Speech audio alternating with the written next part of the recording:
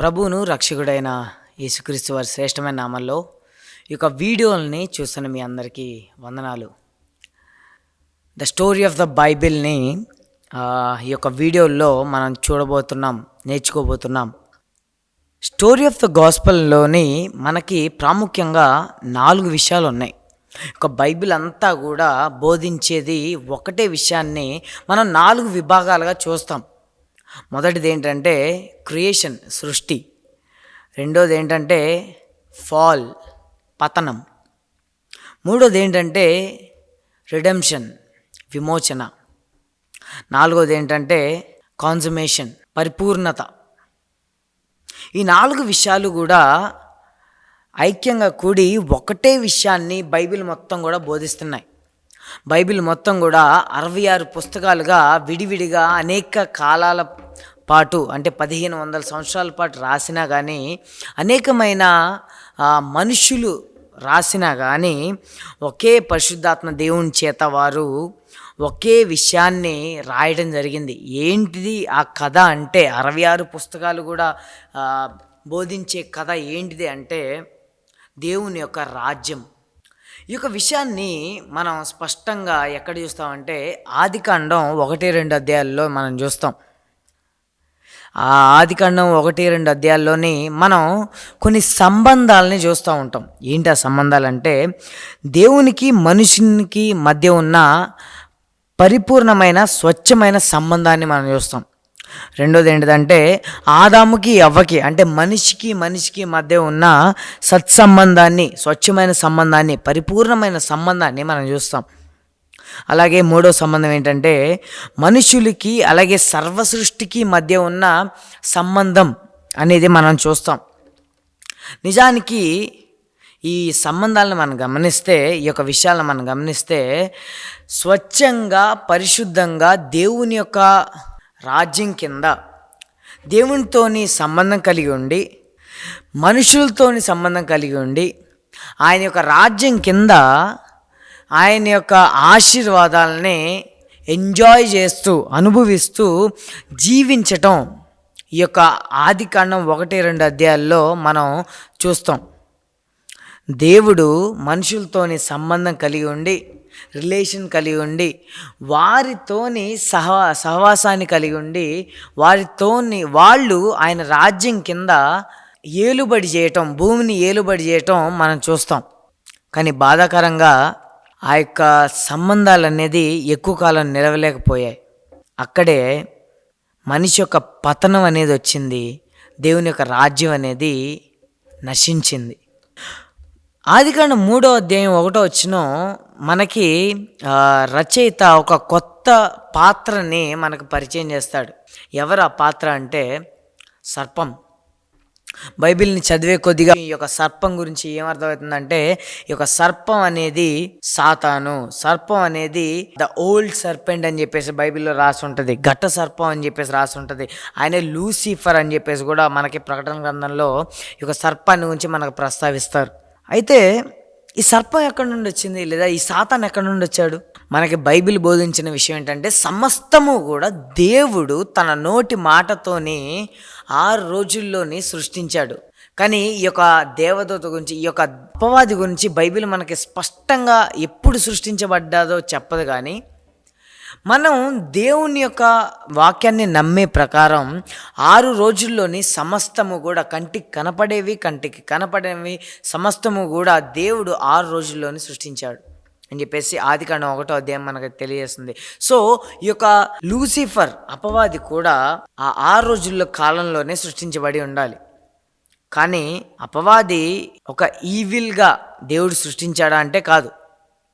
మనం వాక్యం పరిశీలిస్తే 2 పేతురు 2వ అధ్యాయం 4వ వచనం, అలాగే యూదా 6వ వచనంలో మనం చూస్తే, దేవదూతలు కొన్ని దేవునికి విరుద్ధంగా తిరుగుబాటు చేసి అక్కడ నుండి పడిపోవడం జరిగింది. ఆ పడిపోయిన వాళ్ళలో నాయకుడు, ఆ దేవదూతలకు నాయకుడు ఎవరంటే ఈ లూసిఫర్, సాతాను, సర్పం.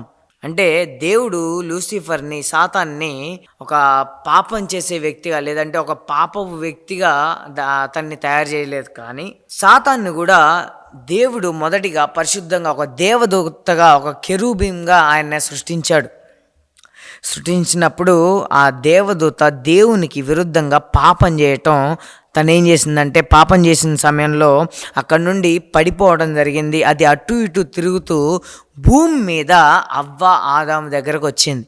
ఒకవేళ మనం ఆ యొక్క గార్డెన్ని, ఏదెను వనాన్ని పరిశీలిస్తే అది దేవుని రాజ్యం. ఎలా దేవుని రాజ్యం అంటే దేవుని యొక్క సార్వభౌమ అధికారం కింద మనుషులు ఆయన అధికారాన్ని పొందుకున్న వాళ్ళై భూమిని పరిపాలిస్తూ వాళ్ళు ఏం చేస్తున్నారంటే ఆయన ఇచ్చే ఆశీర్వాదాన్ని ఎంజాయ్ చేస్తున్నారు. ఇదే దేవుని రాజ్యం. అయితే సాతాను దేవుడు అవ్వ ఆదాముకి చెప్పిన కొన్ని మాటల్నే వాళ్ళ దగ్గరికి వెళ్ళి ఏం చేసిందంటే దేవుని మాటని ప్రశ్నించింది. దేవుని మాటల్ని వక్రీకరించి వాళ్ళిద్దరికీ చెప్పింది. ఏం జరిగిందంటే వాళ్ళు దేవుని వాక్యాన్ని అనుమానించడం ప్రారంభించారు. అనుమానించిన వాళ్ళు తినొద్దు అని నిషేధించిన ఫలాన్ని తినడం ద్వారా దేవునికి వ్యతిరేకంగా పాపం చేశారు. వాళ్ళ పతనం అనేది అక్కడ మొదలైంది. వాళ్ళు మనుషులందరినీ కూడా, ఆదాము మనుషుల్ని దేవుని ఎదుట రిప్రజెంట్ చేస్తున్నాడు కాబట్టి అతని నుండి వచ్చిన సంతానం మొత్తం కూడా, అంటే మనమందరం కూడా అదే పాపంలోని, పతన స్థితిలోని మనం పుట్టాం. తినొద్దు అన్న పండు తిన్నందుకే పతనమా అనే ప్రశ్న మనకు రావచ్చు. అవును, ఎందుకంటే ఒకటి మనం గమనించాలి, వాళ్ళు చేసింది కేవలం పండు తినటం మాత్రమే అనే విషయాన్ని మనం చూస్తాం. కానీ అక్కడ వాళ్ళు చేసిన ఆ పని ద్వారా దేవునికి, సాక్షాత్తు దేవునికే వ్యతిరేకంగా తిరుగుబాటు చేశారు అనే విషయాన్ని మనం గమనించట్లేదు. ఆయనకి విరుద్ధంగా చూపించిన అవిధేయత మనకి కనపడటం లేదు. ఒకసారి వాళ్ళు తినొద్దు అని నిషేధించబడ్డ వృక్షం యొక్క పేరు చూడండి. ఏంటి ఆ పేరు? మంచి చెడ్ల తెలివినిచ్చు వృక్షం. అవును, మంచి చెడ్లను సంపాదించుకోవాలి, కలిగి ఉండాలి అనే ఆలోచనలో తప్పే ఉంది, అందుకే తిన్నారు అని కూడా మనం ప్రశ్న వేయొచ్చు. కానీ మంచి చెడులు అనేవి కలిగి ఉండాలి అనే ఆలోచన తప్పు కాదు. కానీ మంచి చెడు అనేది తెలుసుకొని దాన్ని మేమే డిసైడ్ చేయాలి అనే ఆలోచన అనేది తప్పు. వాళ్ళు మంచి చెడులు తెలుసుకునే జ్ఞానం మాకు కలిగి ఉండాలని చెప్పేసి వాళ్ళు ఆ పండును తినలేదు. కానీ ఆ మంచి చెడు అనేది మా ప్రకారం డిసైడ్ చేయాలి అని చెప్పేసి వాళ్ళు ఆ పండును తినడం జరిగింది. అంటే వాళ్ళు కేవలం ఆజ్ఞని అతిక్రమించలేదు, కానీ ఆ చట్టాన్ని, ఆ ఆజ్ఞ నిర్మాతలుగా మేమే అవ్వాలి, ఆ ఆజ్ఞని ఇచ్చేవాళ్ళం మేమే అవ్వాలి అని వాళ్ళు అనుకున్నారు. అంటే వాళ్ళు దేవునికి ఏం చెప్తున్నారంటే వాళ్ళు చేసిన క్రియల ద్వారా, దేవా ఇక నుండి మేము ఎలా బ్రతకాలి, ఏం చెయ్యాలి, ఏది మంచి, మాకేది చెడు అని నీ ప్రకారం నువ్వు చెప్పొద్దు. ఎందుకంటే మేము మా ప్రకారం మేమే నిర్దేశించుకుంటాం, నీ అధికారం మా పైన మాకు వద్దు అని చెప్పేసి వాళ్ళు ఆ క్రియల ద్వారా దేవునికి తెలియజేశారు. ఇది పరిశుద్ధుడైన, సృష్టికర్త అయిన, సార్వభౌముడైన రాజుకి, అంటే మన దేవునికి వ్యతిరేకంగా చేసిన పాపం, తన ప్రజలు వ్యతిరేకంగా చేసిన తిరుగుబాటు ఇది. వాళ్ళు దేవుని అధికారాన్ని పక్కన పెట్టేసి మాకు మేమే రాజులము అని చెప్పేసి ప్రకటించుకున్నారు. గమనించండి, ఇది పాపం. ఆ పాపం యొక్క ఫలితం మనం తర్వాత వచనాల్లో మనం చూస్తాం.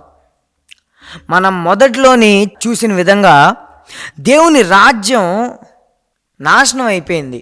పరిపూర్ణమైన సంబంధాలు నాశనం అయిపోయాయి. ఆదాంకి అవ్వకి మధ్య ఉన్న సంబంధం అనేది, ఆ యొక్క నమ్మకమైన సాన్నిహిత్యం అనేది, అది కూడా నాశనం అయిపోయింది. సర్వసృష్టికి అలాగే మనిషికి మధ్య ఉన్న సంబంధం అనేది కూడా నాశనం అయిపోయింది. దేవుడు సర్వసృష్టిని కూడా ఆధీనంలో ఉంచుకోండి అని చెప్పేసి అన్నారు. కానీ ఈ పాపం ద్వారా ఆధీనం అనేది చాలా కష్టంగా మారబోతుంది రానున్న అధ్యాయాల్లో. వాళ్ళు అన్నిటికంటే పైగా మనిషికి దేవునికి మధ్య ఉన్న సంబంధం అనేది తెగిపోయి వారిద్దరి మధ్య దూరం పెరిగి దేవుని యొక్క సన్నిధి నుండి మనిషి అనగా ఆదాము బహిష్కరించబడటం జరిగింది. దేవుని సన్నిధి నుండి బయటకి తోసివేయబడటం జరిగింది. దేవుని నుండి దూరం అయిపోయాడు మనిషి. అది నిత్య మరణం. కొంతకాలానికి శారీరకంగా కూడా వాళ్ళు మరణాన్ని అనుభవించారు. అంతేకాదు కానీ ఈ పాపం వల్ల వచ్చిన ఫలితాల్లోనే భూమి శపించబడింది, అలాగే స్త్రీ శపించబడింది, ఇంకా అనేకమైనవి శపించబడ్డాయి. మన చుట్టూ జరిగే ఈ యొక్క వినాశనాలే కానీ, భూకంపాలే కానీ, న్యాచురల్ కెలామిటీస్ ఏదైనా సరే, మనకు వచ్చే డిసీజెస్ ప్రతి ఒక్కటి కూడా ఈ యొక్క పాపం నుండి వచ్చిన ఫలితాలు, పాపం ద్వారా వచ్చిన ఫలితాలు. ఆ పాపం ఎలా పరిపక్వం చెంది మిగతా త్వరలోనే రాబోయే అధ్యాయాల్లోనే, అలాగా 4, 5, 6 అధ్యాయాల్లోనే మనం చూస్తాం ఏంటంటే సొంత కుటుంబంలోని సొంత అన్నని, సొంత తమ్ముడిని హత్య చేయడం మనం చూస్తాం నెక్స్ట్ అధ్యాయంలోని. అలాగే తర్వాత అధ్యాయాల్లోని దేవుడు ఉద్దేశించింది ఏంటంటే మనుషుల్ని మీరు ఫలించి భూమి అంతా విస్తరించండి అని చెప్తే 6వ అధ్యాయంలోకి వచ్చేసరికి, బాబేలు గోపురం దగ్గరికి వచ్చేసరికి మనుషులు అంతా కూడా ఒకటే దగ్గర ఉండి వాళ్ళ పేరు సంపాదించుకోవాలని చెప్పేసి వాళ్ళు నానా విధములైన పనులు చేస్తూ ఉంటారన్నమాట. అక్కడ దేవుడు వాళ్ళ భాషల్ని తారుమారు చేసి వాళ్ళని విస్తరించేలాగా చేసిండు. అలా పాపం అనేది పరిపక్వం చెందుతూ వస్తుంటే ఈ క్రమంలోని మానవాళ్ళంతా కూడా ఇక నుండి రాబోయే ప్రతి ఒక్క మనుషులు కూడా అదే నాశనంలోని, అదే పతన స్థితిలో పుట్టబోతారు, ఉంటారు, అదే నరకానికి వెళ్ళిపోతారు. దేవుడు తన యొక్క చిత్త ప్రకారం దయా సంకల్పం చొప్పున జగత్తు పునాది వేయబడక మునిపే నిర్దేశించిన ఆ ప్రణాళిక ప్రకారం 3వ అధ్యాయం 15వ వచనంలోని ఆయన ఈ యొక్క సమస్తానికి ఒక రెమెడీగా, ఈ యొక్క సమస్తానికి విమోచనకర్తగా ఒక వాగ్దానాన్ని చేస్తాడు. ఏంటి ఆ వాగ్దానం అంటే స్త్రీ సంతానం యొక్క వాగ్దాన పుత్రుడు. ఆ వాగ్దాన పుత్రుని ద్వారా, ఆ స్త్రీ సంతానం ద్వారా ఈ యొక్క మానవాళి పాపంలోని, భ్రష్టత్వంలోని జన్మిస్తున్న ఈ యొక్క మానవాళంతటికీ పాపం నుండి విమోచన కలుగజేయడానికి, ఈ యొక్క పతన స్థితిలో ఉన్న మానవాళిని విమోచించడానికి ఒక స్త్రీ నుండి పుట్టబోయే సంతానాన్ని దేవుడు ఆయన ఏం చేశాడంటే వాగ్దానం చేశాడు. ఆయన ఆ వాగ్దానంలో ఇంకా క్రమంగా ఆ స్త్రీ సంతానం గురించి ఆయన బయలుపరుచుకుంటూ వచ్చాడు. ఆయన ఒక రాజుగా, ఆయన దావీదు సింహాసనం నుండి, దావీదు గోత్రం నుండి వస్తాడు. ఆయన అబ్రహాము సంతతి నుండి వస్తాడు. ఆయన యూదా గోత్రం నుండి వస్తాడు. ఆయన శ్రమ పొందుతాడు, ఆయన సర్వెంట్ అవుతాడు అని చెప్పేసి అనేక విషయాలు ఆయన గురించి క్రమక్రమంగా తాను బయలుపరుచుకుంటూ వచ్చాడు.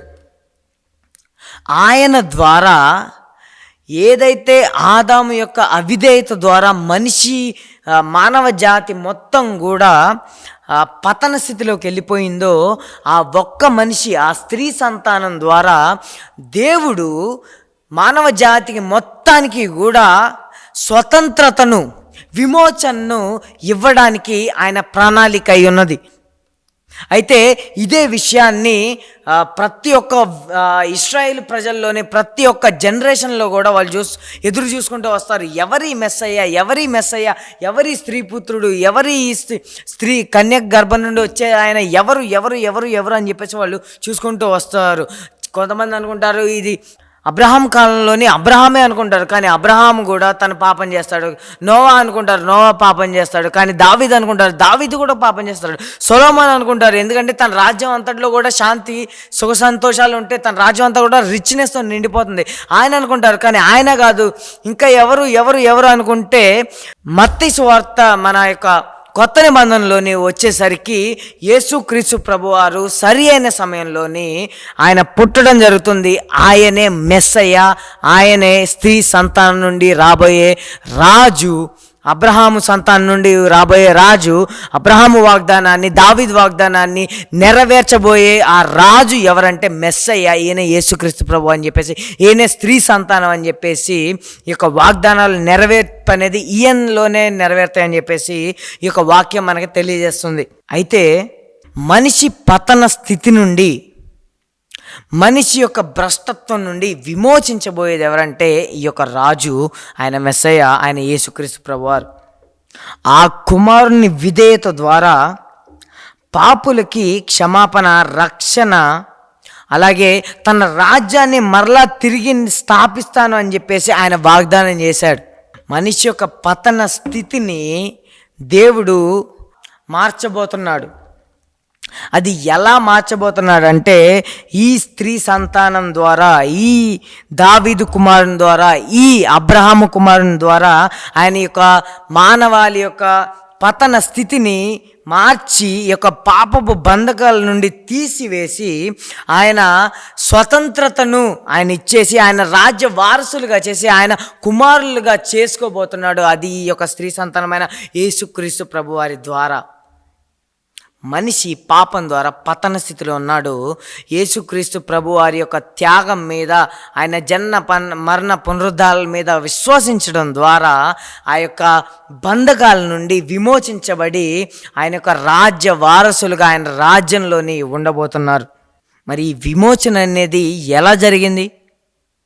ఈ విషయాన్ని మనం నెక్స్ట్ వీడియోలో చూద్దాం. Thank you.